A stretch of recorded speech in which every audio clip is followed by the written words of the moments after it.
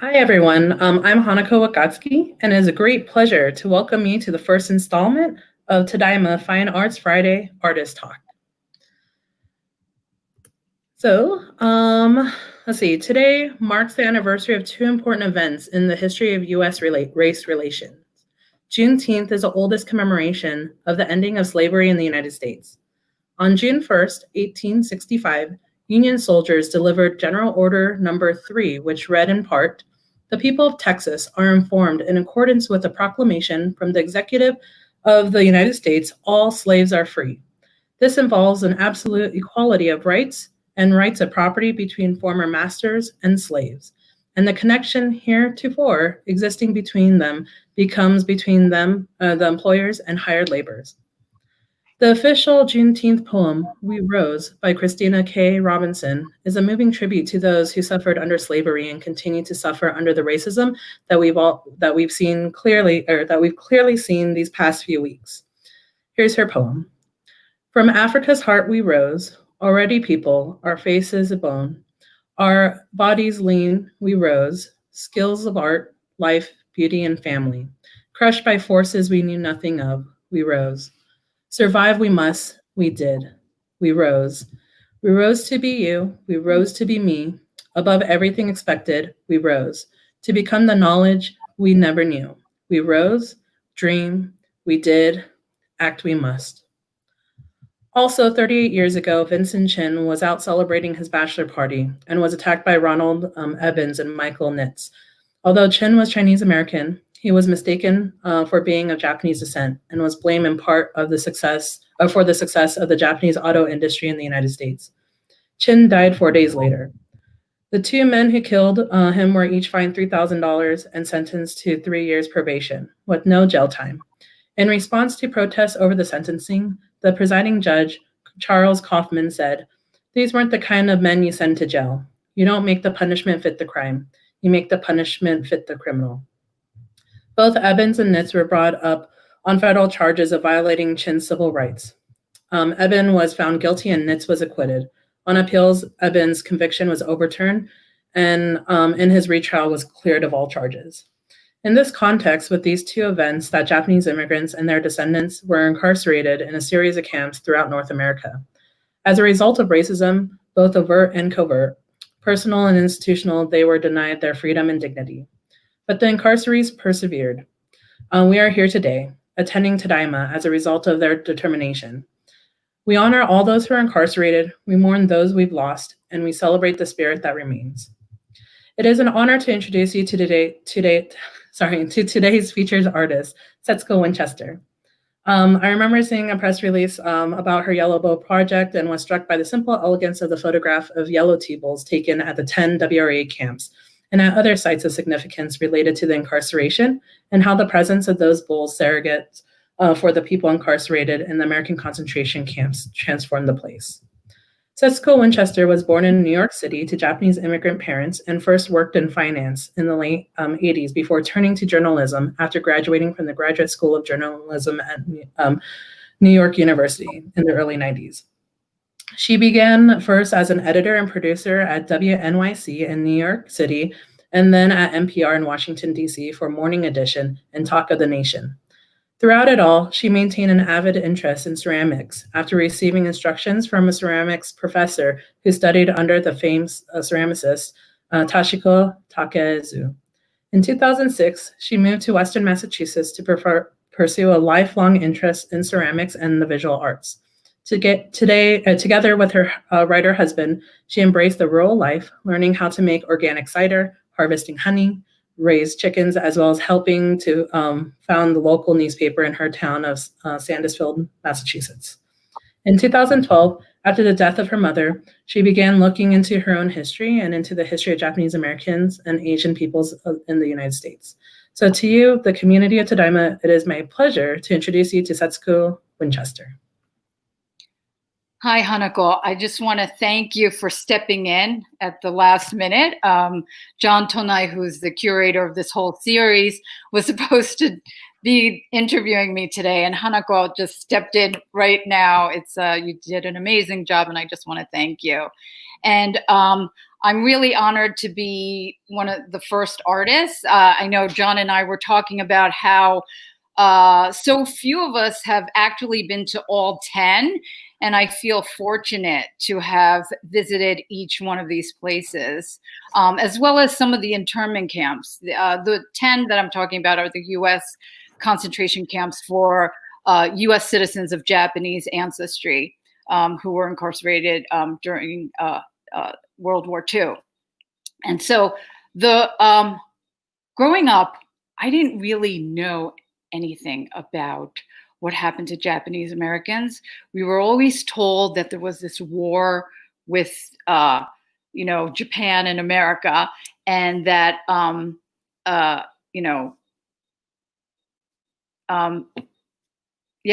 that's just, there was war and nobody really talked about it. And so it was only after my mother's death that I started to look into it. And I have to say, I only heard about the mass incarceration, forced removal of Japanese Americans in junior high school from a substitute teacher who brought Farewell to Manzanar to school and told us the story. And everybody in my class said, they never heard of it. 2 boys said that can't happen in America. And one of them said, if it did, she ought to know, looked at me, and I didn't know anything. And I have to say that I never looked into it until about 7 years ago. And I didn't go into it looking for anything untoward about FDR or anything like that. But this story shows that the 4 freedoms that FDR had famously talked about on January 6, 1941, where he said the 4 essential human rights, which should be available for all people everywhere in the world: freedom of speech, freedom of religion, freedom from want, and freedom from fear, was not available for any of these people. So in December of 2015, I started to go to all these camps, and we drove to the first one in Rower, Arkansas. And hello, Hanako, are you there? Is she still there? Yes, I'm here. Yeah. Good. Okay. So this photo is a picture of Rower, the Camp Rower in Arkansas. And if we could change to the next one, there were 2 in Arkansas. There were 26 miles apart, and in the center, this is Jerome, and in the center of Jerome and Rower is a museum in McGehee. And this image, I lined them up in a row, and you could see in the far distance there's a chimney. That is one of the original structures that's left from the camps, and that was the chimney for the hospital. And the previous picture, which is Rower, I arranged them so they look like they're laborers in the fields or whatever. So each place I went to, I just sort of got there, and then I arranged all my T-balls. And basically the T-balls represent, each one is 1,000 individuals. I hand pinched 120 yellow T-balls, each crafted by family. So one family, let's say 2 parents, a set of grandparents and some teenagers and some children, will all be glazed the same combination of yellow or the type of yellow, and will have the same foot. So these all represent people and families. So I took 120 of them and visited all of the 10 camps. So that's what this project is. So that was Rower and Jerome. And I think when I went there to the museum, the sign for the museum was shut off. So when we got to inside, this sort of, dirty blonde-haired woman came up to us and started to tell us about the history of mass incarceration, forced removal of Japanese Americans, and I had to say to her, can I just ask you a question after a while? I said, what's with that sign? So she said, well, things happen. So I said, no, what kind of things happen? So she says, well, sometimes you come in and people have, caused some mischief outside, or sometimes people come in who don't like what we are doing at the museum, and they'll, tell us, why are you doing this to people who tried to kill us? So I said to her, so why are you doing this? And she said, I'm doing this because my father worked at the camps, and he said that these people didn't do anything wrong. And she said, I'm doing it because it's the right thing to do. And to me, that was one of the most powerful stories to me early on, because I was a journalist. I had, worked in journalism for 10 years. I'm Japanese American, and I never looked into this story. So there are people out there who realize that this needs to be known. And I think it's appropriate that this story comes out on Juneteenth, because as we all know, racism, maybe slavery ended, but racism did not end on Juneteenth. It continued. And there's a system of racism and race and a system of laws that prioritizes whiteness, which is what this action had to do with. So then after Arkansas, we headed further west, and the next photo should be Poston. Yeah, there it is. So Poston is in Arizona, and this is on Native American land. And one of the stories about Native American land is that when the Japanese Americans were first removed from the West Coast, no state wanted these people. They said, no Japs here. If they're dangerous on the West Coast, they're going to be dangerous here. So nobody would take them. And Milton Eisenhower, who was the first director of the WRA, the War Relocation Authority, somebody said to him, well, why don't you go to the Indian Bureau of Indian Affairs and see if you could put them on Indian land? And to most of the Indian tribes' credit, they said, no, we don't want to do to another group of people that was done to us. But two camps,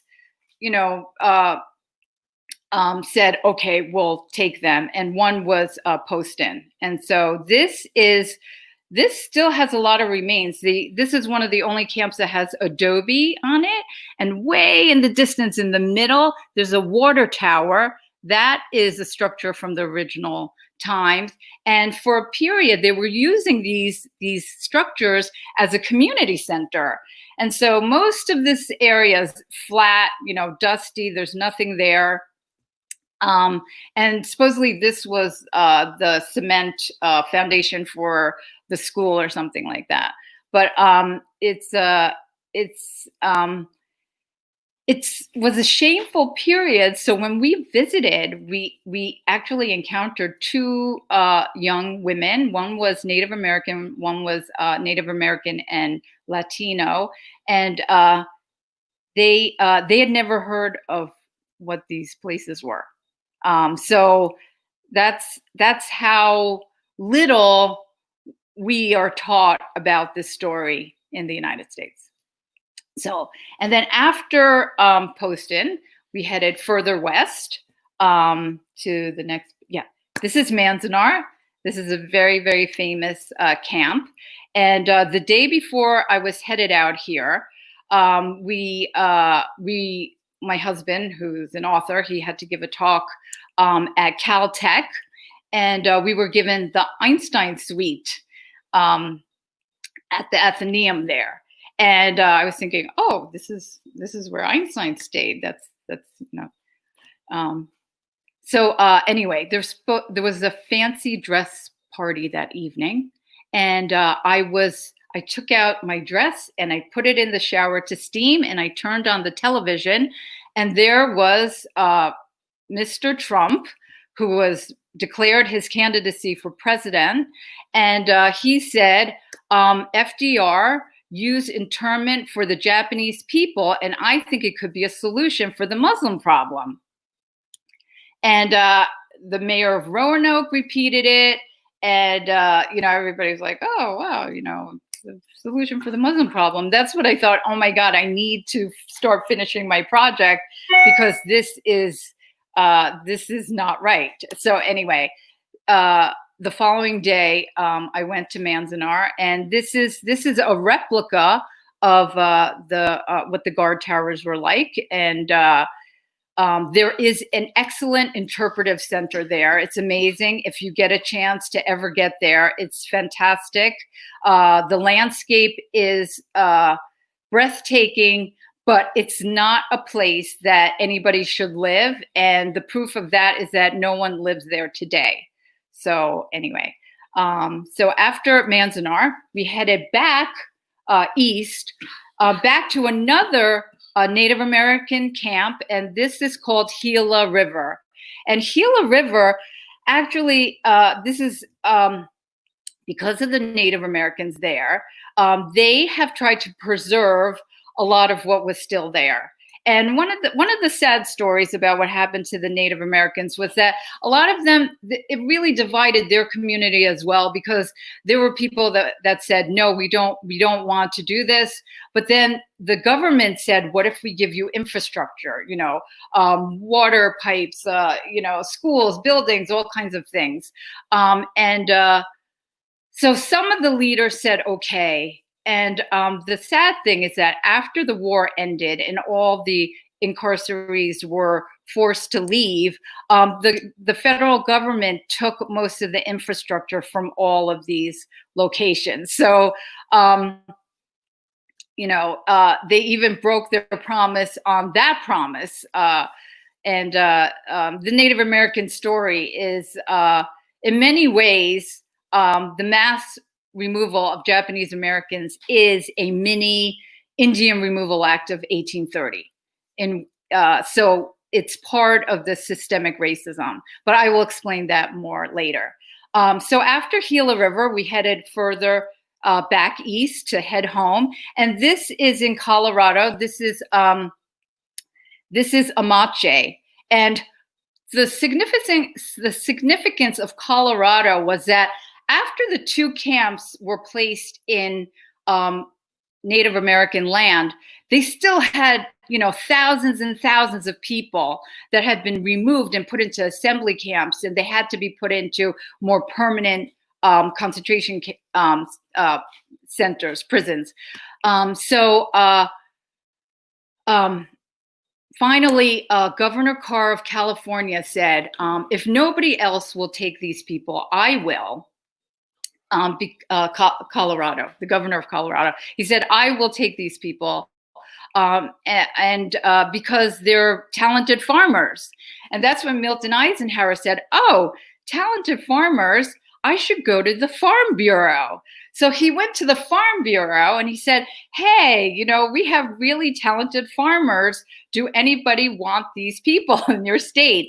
All of a sudden, Idaho, Wyoming, Arkansas, I'll take two. All these other states started saying they'll take it, but with the stipulation that all these people had to be behind barbed wire and guarded with by the military and with soldiers.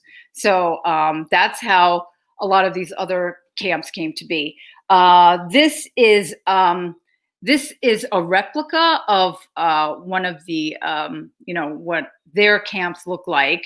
And there's a guard tower, guard tower you could see sort of to the right. That's a replica. And that water tower is from the original, and supposedly it's still being used. And so this image, I sort of did it to look like, you know, different groups. These are a bunch of moms or women looking after the little children. To the left is a, you know, group of older children with a teacher. To the right, I think of it as, you know, laborers going out to the field. So this is also, I arranged it so that, you know, it looks like I'm trying to recreate what some of the activities may have been. So that's what that's about. And then we headed back. This was the winter of 2015. We headed back to Massachusetts. And the following spring, if you could go to the next picture.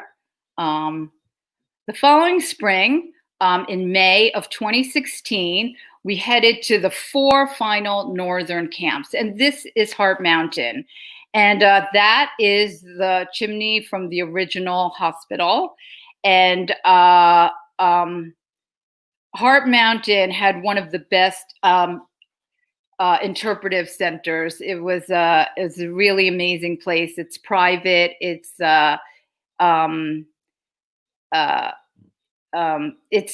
this camp is also significant because this is where the 85 resistors were. I think it's 85. The resistors were people who contested the constitutionality of imprisoning loyal citizens of the United States who had never been charged, who you know, had done nothing wrong, and yet they lost their homes, their businesses, all their possessions, and were put into prison. So a bunch of them took it to court. They lost, and they ended up in federal penitentiary. So it's a very tragic story of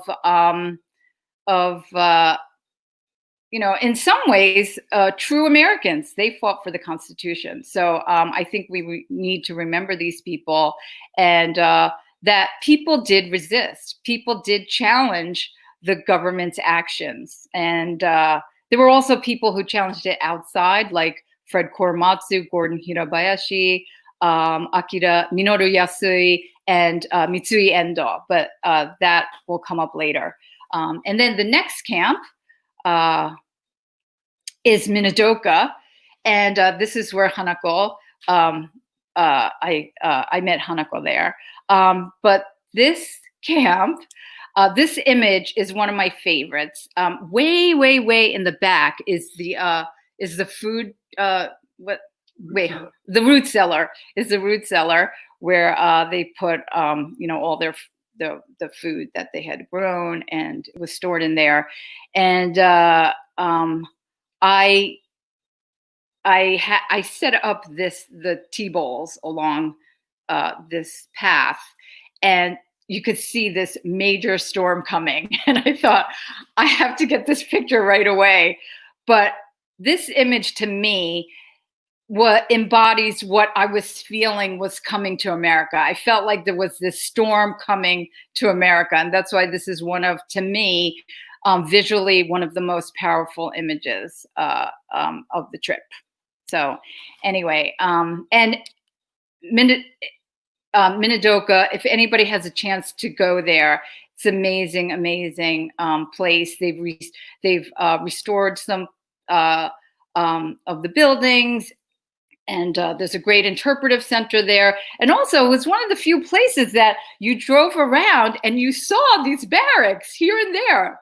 They exist, like on the farms, because they were sold off to what they called settlers. Most of them were soldiers coming back from the war, and they actually sold off these buildings that were full of Japanese Americans, you know, incarcerees' possessions, because when they were forced to leave, they could only take what they could carry. Again, and you know, most of them were given $25 in a bus ticket to, you know, wherever they could go. So it's a really amazing, powerful place to go. So if you get a chance, go and say hello to Hanako. And then the next place this is Tule Lake. Tule Lake that was a prison within a prison. Tule Lake was where all the people who had answered no, they were called the no boys, to a loyalty questionnaire that was given to all people that I think that were 17 years of age or older, and they had to, or 18 years and older, and they had to answer, if they would be willing to serve any, serve for the military for their country. And a lot of people said, yes, of course, as soon as you let me out of prison, then I will, or I will if you, also let out my family. So if you qualified that question in any way, it was considered a no. So you had one no. The question number 28 was even more controversial because it said, are you willing to, swear allegiance to the United States and forswear allegiance to the Japanese emperor? And a lot of them were like, well, of course I'll forswear, I'm loyal to the United States, but, the Japanese, he's not my emperor, and I'm not a citizen of Japan. And a lot of the Japanese had never even been to Japan or didn't even speak Japanese. So that question was not only offensive, but they also, a lot of, the parents of Japanese, U.S. citizens of Japanese ancestry, of which, like a third were Japanese immigrants. They were never allowed to naturalize because of U.S. law. It said that Japanese were excluded from naturalizing. So it wasn't out of choice. It was the law said, no, you can't be a citizen. So, they thought that, I'm not loyal to the emperor. But if they said yes to that, there would be, admitting some kind of treason or something, and it wasn't true. So then they would write no. So that would mean, you had two no's and you were called the no-nos. All the no-nos and their families were sent to Tule Lake. And this was the jail within a jail. And when I got here, I always ask, anybody who's there, if there is anybody there, if they see any trouble. And this is National Parks Ranger Kenneth Doubt was kind enough to show us around. And when I asked him this question, he said, well, what do you mean by that? So I said, I told him about the first camp in Rower and McGehee and how the sign for the museum was shot up with a shotgun. And he said, well, if you mean were things shot up, this is the West. Everyone has a gun, everything gets shot up. So I can't say whether, it's because of racism or, the shooting up is because of anything to do with that. But I can say that as of December of 2015, when Mr. Trump said that FDR used internment for the Japanese people and that could be a solution for the Muslim problem, all of a sudden, he said there were all these people who had never heard of these camps who were coming to find out how it worked. So it's really disturbing how today's story of these camps and these prisons are being described. So that is totally not true, and people need to know that. So anyway, that's and that structure is actually the jail, and it's amazing how just one little room, they fit like 25 people in there. And I went in there with a group of 10 students, and it was very, very uncomfortable. So you can imagine people, like 25 adults being in that little square space for months and months and months. So anyway, it's a very, very powerful and interesting place to go. So anybody who gets a chance definitely should. And then after that, we headed back east. And this was the last camp. This is the 10th concentration camp, and in Topaz, Utah. And the reason why I put the bowls in this configuration is because I believe it was, this was block 29. And that's because this is where the church was. And there were a lot of Christian Japanese Americans or Japanese. They had converted to Christianity. Some of them came over because they were Christian. And so if we're talking about religion, it means that even if you were Christian, it didn't matter. It just mattered that you were Japanese. So it was about systemic racism, and it's about a racism that in many ways this was a way to get rid of the few that were here, because most Japanese were excluded from immigrating to the United States, first in 1908 and then definitively as of 1924. So by 1942, most of them had been here for decades, generations, and they were U.S. citizens. So this is an American story about what the U.S. government did to U.S. citizens. So it's not a Japanese story. It's not a Japanese American story. It's an American story that happened in America. So anyway, and then in addition to the 10 camps, I also visited some places. This is Four Freedoms Park at the tip of Roosevelt Island in Manhattan. And if you look down the line of T-balls at the very end, at that square is a black dot. That is actually a bust of FDR. And on the other side of that wall are the four freedoms. Freedom of speech, freedom of religion, freedom from want, and freedom from fear. All four of those freedoms were denied these people. So this illustrates the fact that all these T-balls lie outside of those freedoms. And one of the reasons why I wanted to take it here is because I was born in New York City, and just a few blocks away is the right on the other side to the right is the United Nations. And my family has an apartment a few blocks away from the United Nations. And I used to be able to run over to the East River, and you could see the tip of this island. So I thought once I started going to all the camps, I wanted to take my T-balls there to make a statement about what four freedoms meant to some people, and that they weren't available for everyone, everywhere in the world. And then the next place I took them to regarding the concept of freedom in America is the steps of the Supreme Court. And I lined them up in 9 columns for the 9 justices, and the four T-balls at the top, which sort of mirror the triangle at the top of the Supreme Court. Those 4 T-balls represent the 4 people who took who challenged the mass incarceration, the curfew, the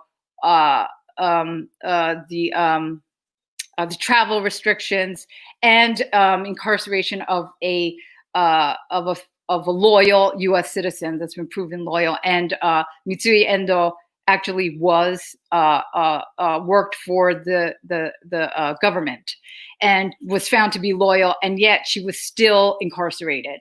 So out of those 4, she was the only one that was found innocent, but the other 4 were found by a packed court to be legal for military necessity, which one of the justices said was a smoking gun for the future. And as we could see, Mr. Trump was using Executive Order 9066 in many ways to round up anybody they want to, because it's a military necessity. So that's it leaves a broad spectrum of to be able to incarcerate innocent citizens of the United States. A story I have here is that while I was laying out these T-balls, this young black boy came up to me and he said, "What are you doing?" And I told him about the story of, of these T-balls and the places they went and what happened. And he said, we had, we had concentration camps in the United States.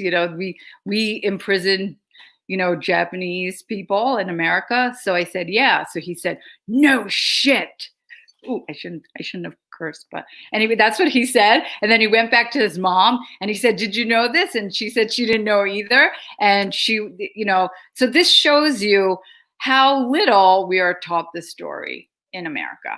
And then the next image is, let's see. Oh, this is also in Washington, D.C., and this is the memorial to Japanese American patriotism. And along the back wall, there are 10 panels, which have the names of all 10 of the U.S. concentration camps and the number of people that were incarcerated in there.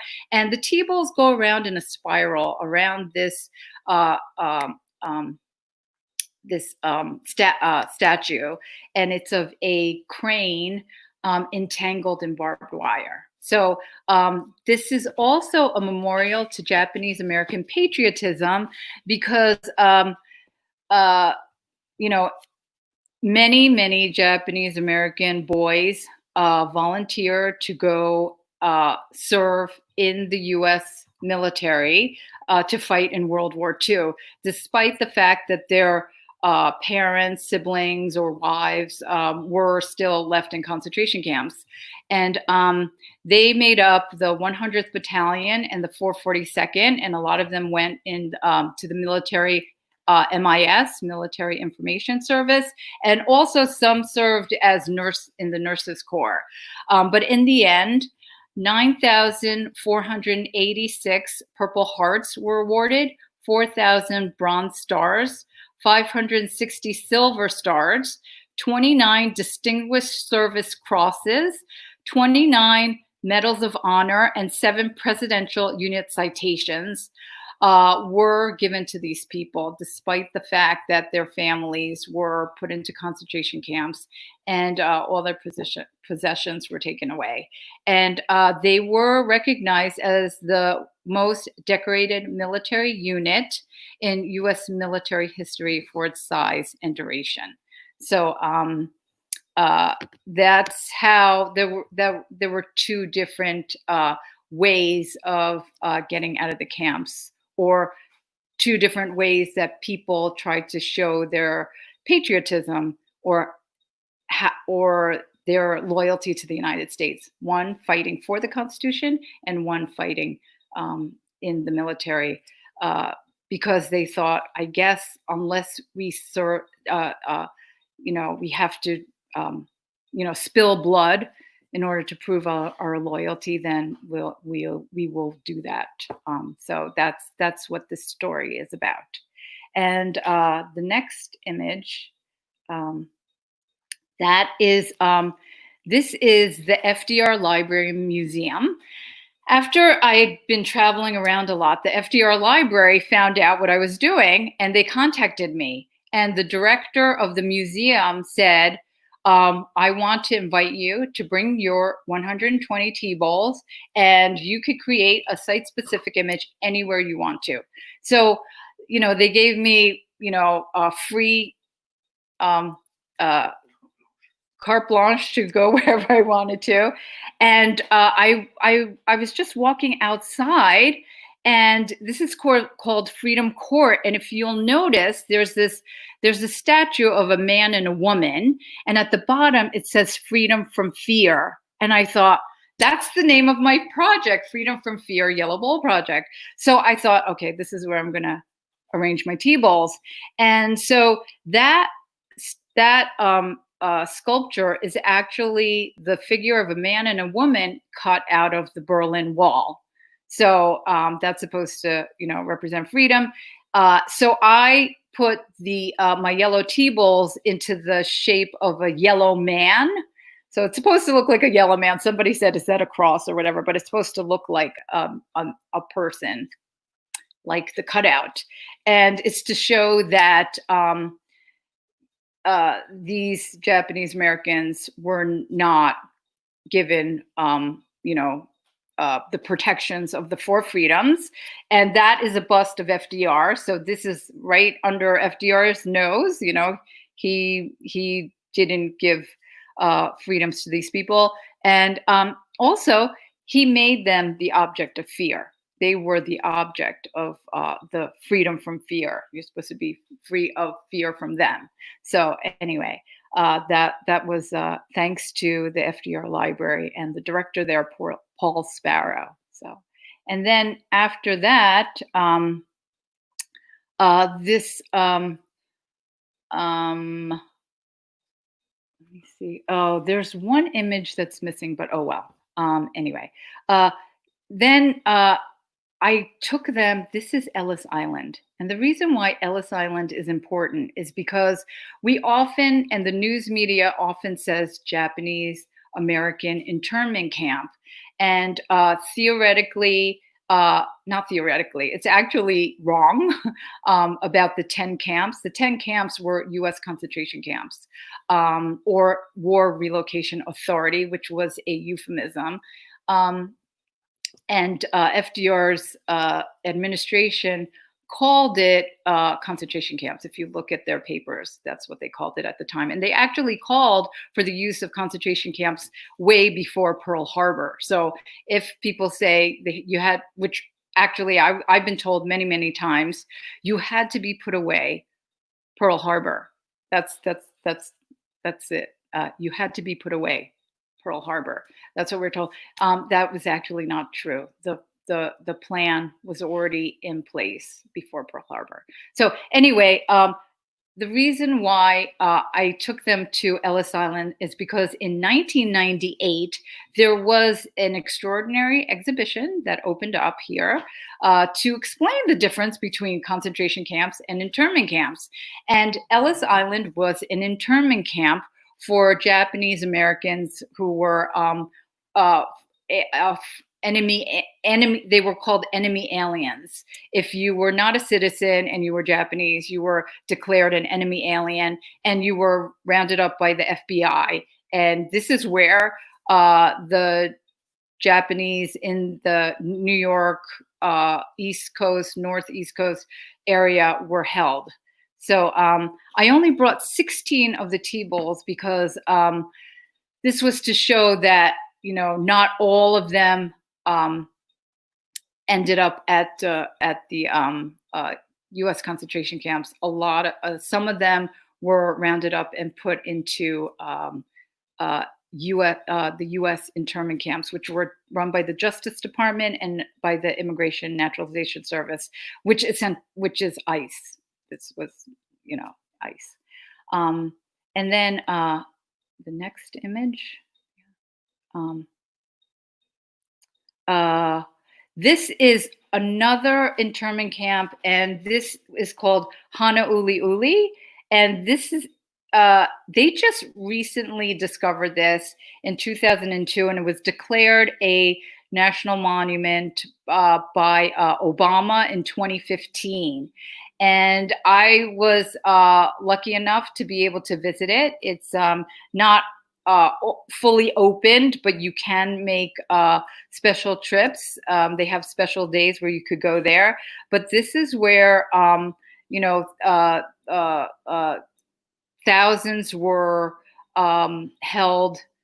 They most of them were prisoners of war, and it was an internment camp. It was for foreign nationals, and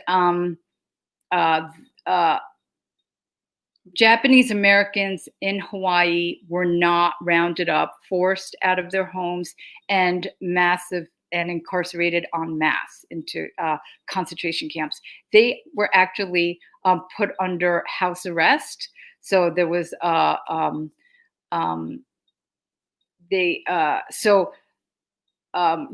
concentration camps did not exist in Hawaii, ironically, because there were actually more persons of Japanese ancestry on Hawaii than there were on the mainland.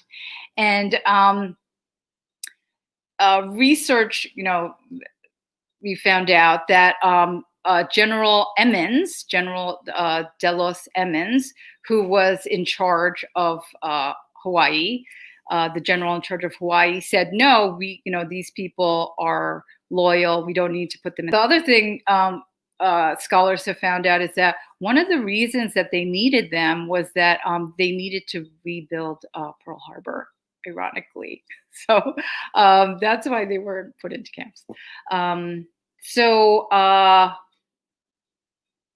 I think, is there another image? I'm trying to. Oh, this was the one that I was that I thought was missing. This actually is very important to me because